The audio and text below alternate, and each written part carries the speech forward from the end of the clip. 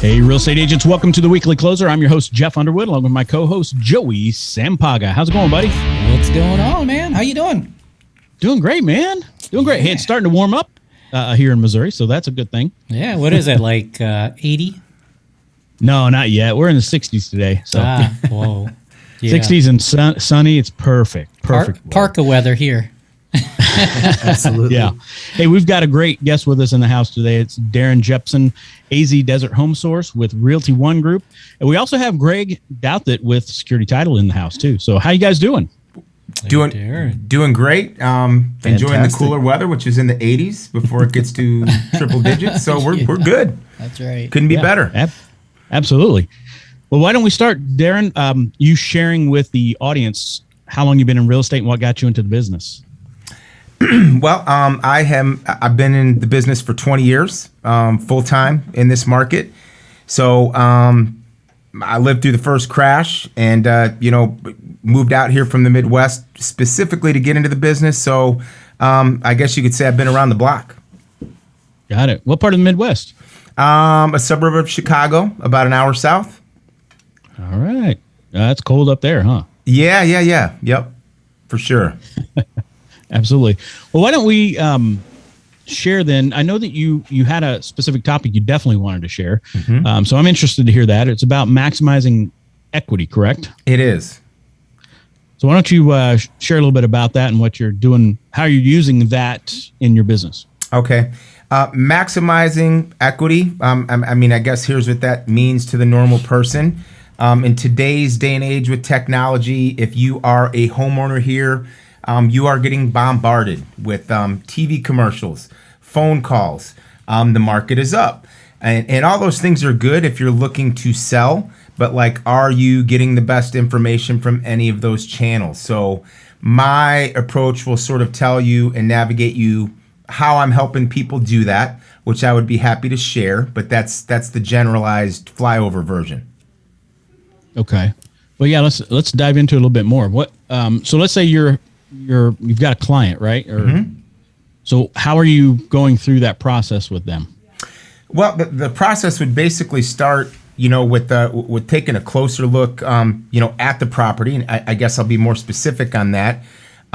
We're in a time period where people can do less and get more, which works to their benefit. But if you are a person that actually has some money in your pocket and you're thinking, hey, that's all great, I could do less and still get a pretty good price, what if I'm really looking to maximize it?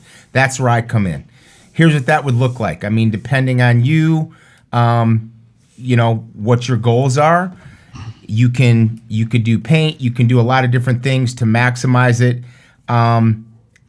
So you don't always have to take the first thing that comes at you, I guess is what I'm saying, because everybody's coming at you.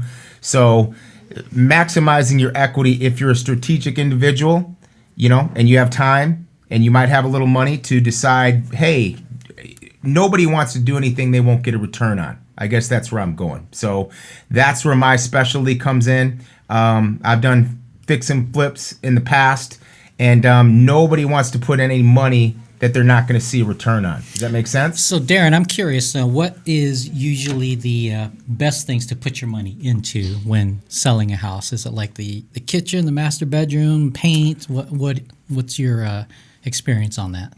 That's a great question, and one I get frequently. I like to put it into tiers. And what I mean, tier one is do nothing and you don't want to do anything. Sure. This is what it is. Tier two would be carpet, inside, outside paint. And then beyond that, it becomes more speculative, and you're going to... Depending, yeah. Yeah, you're going to put in more, and then you have to... If you put in a lot, that's what the flippers do. Then you have to worry about appraisal. So for a lot of people, that might not be the way they want to go. Mm-hmm. I mean, unless they've already done those things for their own enjoyment and updated up to that point. So does that answer your question? Yeah, it does. Okay. Awesome. All right. So what would you say is something that people shouldn't probably spend money on? Yeah, that's a good question. Yeah, that's a great question. As far as something you shouldn't spend money on, I mean, I would say, things that could, your biggest return will be on cosmetic items that people can see. What do I mean by that? So maybe your house needs to be rewired. Now, by no means am I saying you should go in there and do anything that's a fire hazard or, not to code. Fix the problem that you have, but a buyer's not going to look through your drywall and see all this new electrical and give you top dollar for it when they're going to go through something and they're going to be wowed by some of the visual things and cosmetic upgrades that they could see. Yeah. No, that makes sense because, I actually fix and flip properties myself, and I used to not stage, and now I stage even with this crazy market, and I know that the difference between staging and not staging is a big difference. It's huge. It is, and typically I don't, I would be curious to get your feedback. Sure. I know on my end when a property in a fix and flip situation or even in a vacant home, maybe somebody spends, depending on the level of house, we'll call it like a entry level house in Chandler, which is probably $450, $500 right now. To stage it, you're gonna spend $1,500 up front, but that could be the difference. You should get that back and then some. But I'd be curious about your experience. That's what I've seen. Sure. Yeah. So I spend anywhere from $2,500 to $3,500 on my staging. And I know that it can be a difference between $25,000 to $100,000. So, I mean, I guess we can't really tell until the market really normalizes. Yeah. And we can then gauge it. Because right now I stage it just for the looks and just for the smells, of course. You do your little plugins. And so when people walk in, they're just like, whoa. And then you get multiple offers right away. I'm talking about way above asking.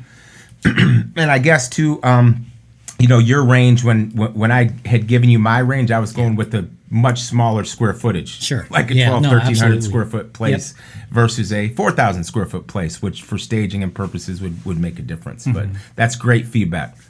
All right. So what do you think about this crazy market anyway? Oh, well, from a guy that's been around the block, I think it's been whenever you think you've seen it all, you haven't. That's right. And the other thing I know I know there's other agents listening and that are, maybe they're 2, 4, 5 years in the business. I made this mistake first time around when I was in.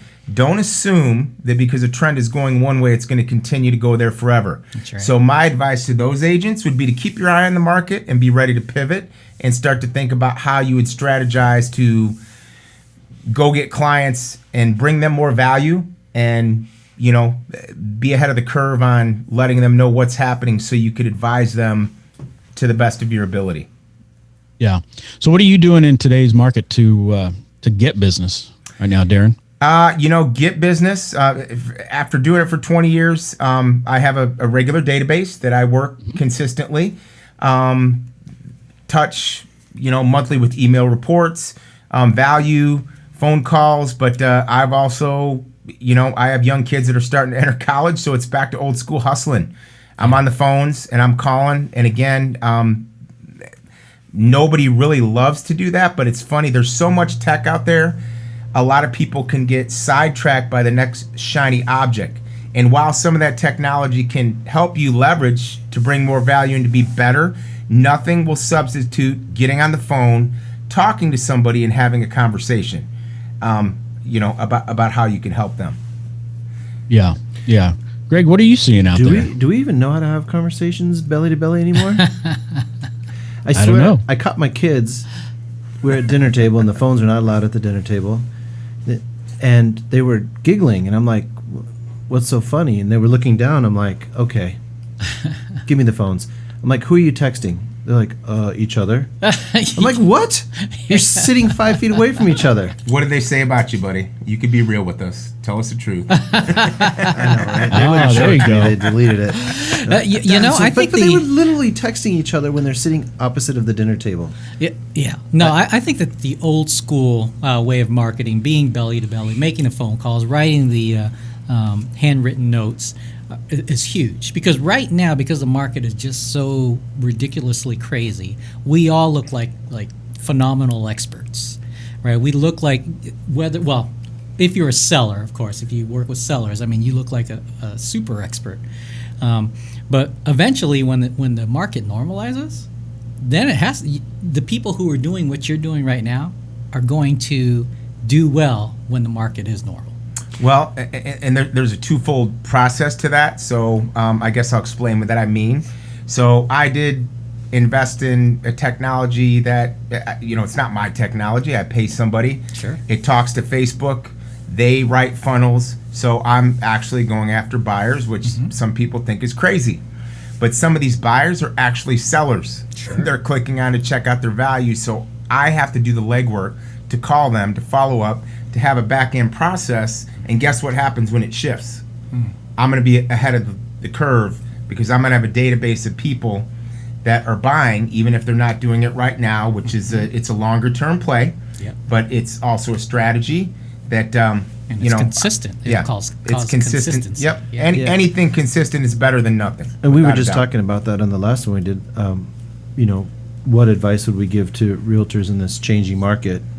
And my answer was simple: consistency. Yeah. No matter how big or small it is. And I think we were talking about you before you came in, and I was like, yeah, he's old school. He actually calls people. Wow. Yeah. What a concept, right? And Greg, do you remember how we initially met? So yeah, this is I'm sorry, I had to bring it up. No, it's a great story. He was knocking on my doors. Oh yeah. He was door knocking, and from that point to this point, that had to have been 10 years ago. Yeah, Wow. yeah, about a decade. Yeah. And just to see him flourish, You invite him in for coffee or? a beer? No, he was rude, man. He slammed the door in my face. Did he? I had to pull out all the Did he moves point to at just get his him to talk to me. no soliciting sign? No, I was like, dude, really? Come on, man. What are you doing? No. We actually no, because I was in title still at the time. I've been doing this 25 years. I actually called him and said, hey, I can help you door knock. There you go. And so we he was trying to sell me, and at the same time, I'm trying to sell him, right?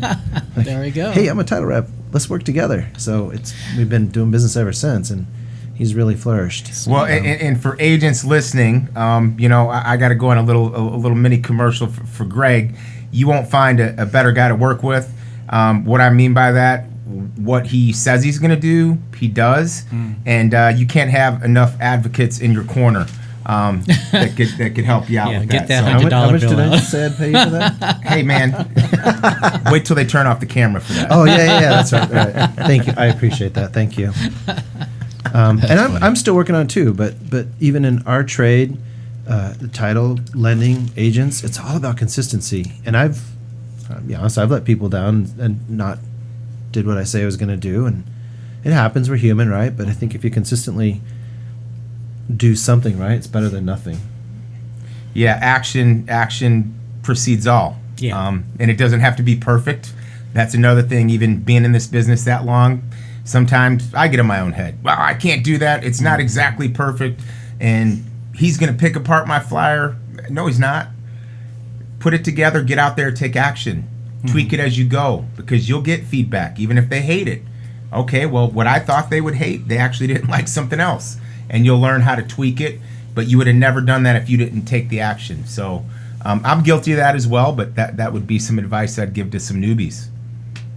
Absolutely. Yeah, and I think one of the important things you mentioned too is, because we've talked to I don't know how many agents now over the last 4 or 5 years, but I'm really surprised at how many agents don't really keep track of a database the right way. Oh. And with you having your database for 20 years now, I think with what we're seeing in the market with the number of transactions going down, right, because inventory is so low. Yep. I think somebody like yourself is positioned very, very well because of the fact that you do have your database that you can stay in front of on a regular basis, because really that's who's going to win in the long game, like you're saying, is if enough people know who you are and what you do, more so than other agents, then you're going to win. Can I just say something on that? And this is actually back in, what was it, 08, 09, when the crash started to happen. I was still in the business. My database was at least 500 realtors. And I remember everybody was kind of freaking out. The short sales just started. The foreclosures just started. No one really knew what to do, right? And I'm thinking, and I'm also a consumer. Just because I'm in the industry doesn't mean I'm not, a homeowner or a father or a husband. I was really kind of freaked out too. Not one agent, not one, called me and said, hey, let's talk about what you're going through. What's going on? You know, are you negative? Are you this? Are you that? But, you know, what are you thinking? Do you have investment property? I lost 3 investment properties and my home, just like a lot of people did. And, you know, praise the Lord, I came back and I was okay. But I just got to thinking, for those old school people that are making calls, they would have had such a strong relationship with me as a consumer if they had just said, dude, what's going on? How can I help? It's crazy out there. Let's figure out what you need to do. And I ended up short selling, which I didn't have to do, but we were talking about the psychology earlier. Everybody else was, so we did, you know. And the key thing I heard you say is relationship. So you were talking about a database of 20 years. Well, the funny thing is you could chop that in half because I was a young gunner back in 04, 05, 06, and I really didn't have a database. I was just winging it. I was just chasing and doing deals. And then when the market slowed down, I got more strategic. I went through all my old files. I cross-referenced them against tax records. I started mailing. I started calling quarterly. So I wasn't always doing this. I mean, the downturn forced me to take a closer look at how I do things and how to try to change it up. Yeah. I can imagine in today's market, a lot of agents are probably a little slower than what they have been in the past. And slower meaning there's just not as many transactions happening as what we've seen in the past. So I think it would be a great opportunity for agents to pick up that phone, start calling their database, right? Even if it's like Greg said, just to check in. But I'm sure a lot of them are sitting there thinking, oh my gosh, what's going on out there? Well, you know, what's this story about interest rates? Oh, wait, what's this story that the Fed's talking about possible recession? I mean, if somebody were to just pick up the phone and just check in with people, right, it makes a big difference, like Greg's saying. So, well, and you know, the other thing is it will shift. Like, I don't control it. Nobody here controls it. At some point it will. Me and Greg, we have the luxury of being older and living through some stuff already. So it's like I like that, the luxury of being older. I suppose. Okay, whatever. I sugarcoated that a little bit. No, that was great. That was great. Well, no. We've learned a lot of lessons. Yeah. Meaning experience. Yes, and the real estate are not stocks. So let's assume, you know, Jeff has 5. You're a strategic Type A personality, and you're like, Darrin, I'm on it. Like, I would gravitate towards you because that's what I am. And I would say, you know, if I had 5 places, Jeff, I would literally wait till it starts to dip and then I'm out. Because when you dip, that's when you know it's turned. Because nobody wants to leave money on the table. But how do you know when it's going to quit going up till it starts going down slightly? The difference with real estate is a stock will change on a dime and a day. Real estate, because closings can take 30 to 45 days, won't. Yeah. So you could say, hey, this could get nasty. I'm going to take the lowest comp. And this would be a strategy I would employ if you were trying to be strategic. Hey, it looks like it's turned. It could get nasty. We don't know. I know you should be up here, and that's a hard pill for you to swallow because you just seen where it was at. But go down here, chop it 10%, and we're out. Yeah. And you could feel like, yes, in a perfect world, but nobody could time it perfect, even in a real estate market. I guess that's my point. Yeah, absolutely. Nobody knows what 6 months is going to bring, for sure. I think we talked about that on a different show too, where we were talking about how many economists have gotten it wrong over the years as well. And even if you pull up what people think right now, I mean, you're going to have one on one side of the spectrum and another on the other side of the spectrum. They might have gone to the same school of economics, but they both have a different opinion. So, well, it's kind of funny too on the Cromford report that we do. Tina kind of sometimes pokes fun at some of the so-called experts who last year was like, the crash is right around the corner. Yeah. And then 3 months later, well, no, really, it's here now. Yeah. And then 3 months later, I see that all the time. Wait, now it's here. They'll get it right one day. One day, yeah, right, but not right now. It's not happening yet. No.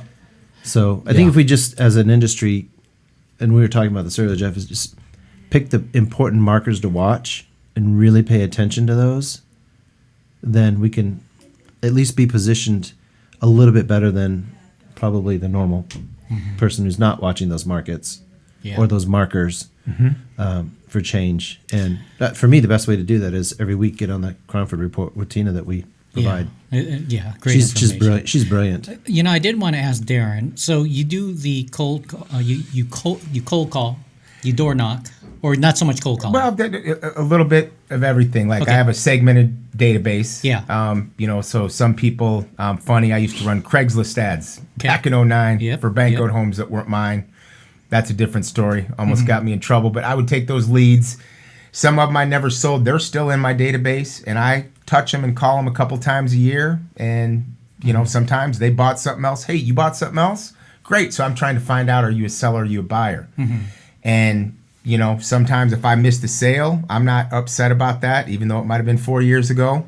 There's still an opportunity to have a conversation about what their plans are or what their motivations might be if the market were to dip. And it gives you a list to call. If it does turn, hey, all these people are sellers, and you can call and engage with them in a conversation about what's happening and how you might be able to help them. So I was thinking consistency-wise, because, as agents, especially when we're first starting, we market like crazy. So we do a bunch of things. Then we get busy with the actual administrative stuff of it. And then we don't do any marketing. And we're busy trying to close our deals. And then when those dry up or when those close, then we're like, oh, no, chasing. what do we do? Yeah, so how do you stay consistent so that you're always having business all the time?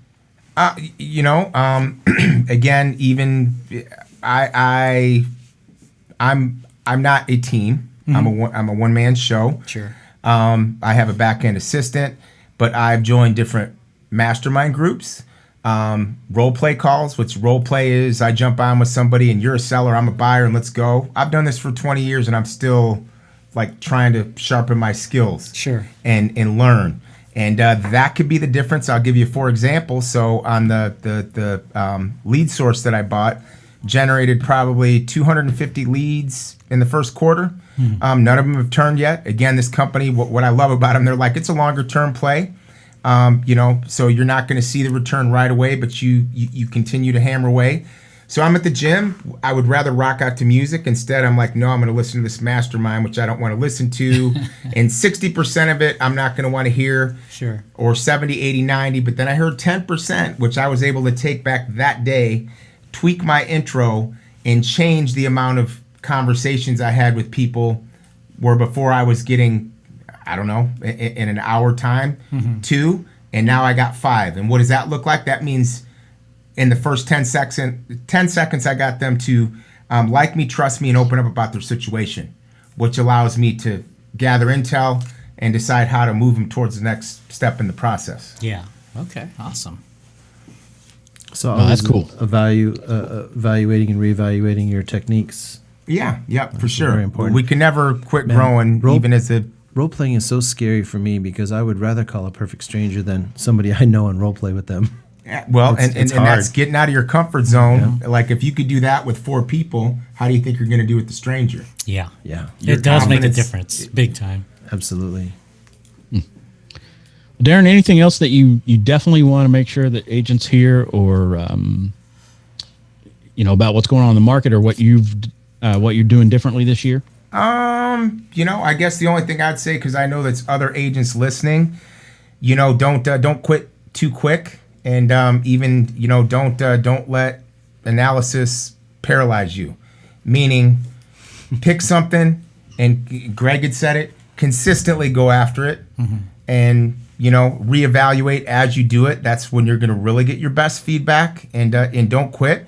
Because here's the other thing I could tell you from being through a crash. Newbies that are killing it right now and probably over leveraged, maxing credit cards, buying awesome cars, been there, done that. Yep. It's going to change, and they're going to be in freak out mode. That's right. And they're not going to even know it hit them.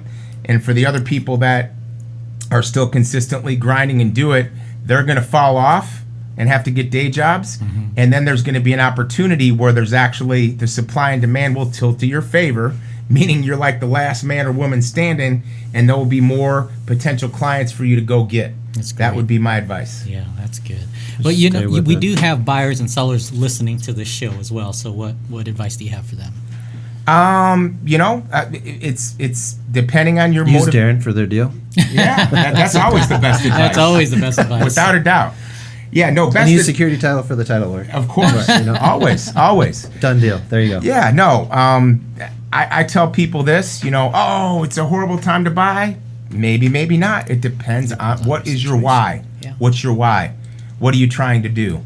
Oh, my grandkids are moving here and I'm going to live here for 20 years. Well, rates are going up, but they're still lower. So, it really depends on your why. Yeah. And we can speak in general terms. I know Greg talked about the Cromford report, but that's a mano conversation about what you're trying to achieve. And maybe it is, maybe it's not. What I could tell you with me, I'll be honest, and if I can't help you or I don't think it works, I'll tell you that. And that's all I could say. Awesome. Well, I think So that the agents that relationships are too. watching or listening, if they wanted to reach out to you, Darrin, how do they do that? Best way is, direct sell, old school like that, 602-309-9176, or you can get me at Darrin, Darrin, at AZ, like Arizona Desert, like we live in the desert, homesource.com, and that'd be the best way. Or you could look me up on social media. I'm not that old that I don't have those channels too. You jumped on TikTok yet? I have not, only because I've seen how much it distracts people. Yeah, My that's right. kids, Yeah. I'm like, Absolutely. Absolutely. I've stayed away from that, but maybe at some point. I learned how to jump rope on TikTok the other day. Really? Is that how you injured your ankle? Yeah. And my That's back funny. and my knees. Well, apparently you didn't learn right. No, Yeah. I'm just Yeah. old. Then there's that. Hey, before we move to the next segment, Greg, I was going to let you know. So our daughters, my wife and I's daughters, instead of the texting thing at the table, they both took sign language classes in high school. And they're signing. Okay. So they're signing to each other. My wife and I have no clue what they're saying. That's awesome. So I'm sure there's something about me, but I don't know. My cousins used to do this, and my aunt and my cousin would speak in this. I don't know what it's called, but it was back in the 80s where you add a syllable. Pig Latin. Pig Latin. Yeah. And my uncle would be so mad because he never understood what they were saying, and they would be talking about him the whole entire time. That's funny. Pig Latin. I don't remember how that goes either. Me either. Something about moving the first letter to the end and adding and then something add else. something else to it. Yeah. Yeah, they're Anyway. always staying ahead of us. Every generation, you got to figure out how to outgun your parents. I mean, I did the same Absolutely. thing. Yeah. Me too. All right. Well, let's get in the ring. We ready? Oh, yeah. Big shout out to the sponsors real quick. Security Title Agency and Fidelity National Home Warranty. Oh, yeah. If you haven't given them a shot, give them a shot. Right, Greg? Yes, sir. Absolutely. All right, here we go. We're going to get in the ring. What do you think the reason is that many agents are not successful? I would say the biggest reason agents aren't successful is because they don't understand the commitment and work it takes consistently on a daily basis to win. Got it. I got two Greg, short anything answers. One answer, obviously, is consistency. But All right. we were talking about this Good. earlier a little bit. When you said, we're out there marketing, hustling, doing it, and then we get a deal, and all that stops because we're concentrating on the deal. The agents that I've seen that are willing to pay $350, $400 for a transaction coordinator Yeah. have saved their lives. It's like, Absolutely. hand it over It's a good one. and continue prospecting. Mm-hmm. You don't need to be filling out that paperwork. I mean, if you're making a $20,000 commission, come on, you can afford $400 for a really good TC that takes care of your issues, while you get out there and keep making rain. Well, Absolutely. I laugh about that. I have one, and the reason I could tell you with the mindset. Some of them, people don't like to prospect, buddy. It's rejection based. Yeah, They don't like that to do is- it. So wait. I'm I have there to too. fill out this paperwork. Yeah. Which you do got to get paid. I get that. But it is a mindset thing, dude. It's an excuse not to prospect. I've been there, Yeah. done that. I think we All all right. have. How about a book recommendation? Oh gosh, I got to think of his name. Jeb Blunt, and it's called Jeb Blunt, Prospecting something. I can't. I can't think. I wish I could think, but he very, very good, very technical.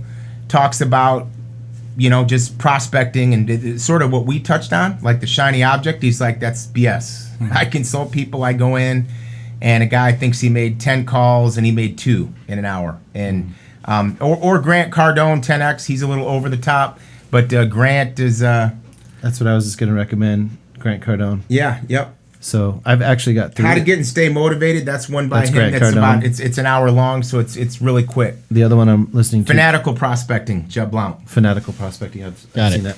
that. The other Grant Cardone is Be Obsessed or Be Average. And so he's not for everybody, but it's like anything in life, right? Like you said about your podcast you were listening to. I can listen to Tony Robbins or Grant Cardone, and 70% of it, I'm like, yeah, whatever, dude. But that 10 to 20%, I'm like, ooh, I can use that nugget. Well, So as long as you yeah. get 1 or 2 nuggets out of it that you can use, then to me it's worth my time. Well, and if you were to take those 2 nuggets and then you use them in the same day and it makes a difference, that's gonna golden. change your mindset Absolutely. as to how you view that. Yep. So Yep. And then the other one is "You Are a Badass" by Jen Sincero. My Fidelity National Financial coach recommended that to me, and I just love her. Just put you in a different mindset of like, yeah, I can do that. I can do that. All right. Yep. How about Apple or Android? Apple, Okay. only me for the too. phone though. Still a PC guy on the rest of the front. How about podcasts or videos? Actually, either or. Just the Get off content. the fence, dude. Huh? Get off the fence. Either or. Okay, podcast. It saves battery life. So videos burn it up quicker. So That's true. Unless Want my real unless you're answer? There you go. plugged in. All right. That's funny. Video for me because I'm a visual person. All right. And one last one. What one thing that you wish you knew when you first got in the business? There's a scientific term from it, and I'm not going to remember it. And that would be to realize that I brought it up before. I would always the concept that you think because a trend is going one way, it's going to go forever. And when I started around 02, 03, that was that it's going to continue to go up forever, whatever. I took out this loan, fine, whatever, I'll make more money. Oh, the IRS coming after me, no problem, I'll make more money. Until you don't. Yeah. And Until you don't. as good as you are still at the mercy of the market. Yes. That's anybody. That's true. I guess a good one. The one thing I've learned that I wish I had 25 years ago is not to take things too personally because we're all dealing with our own things, right?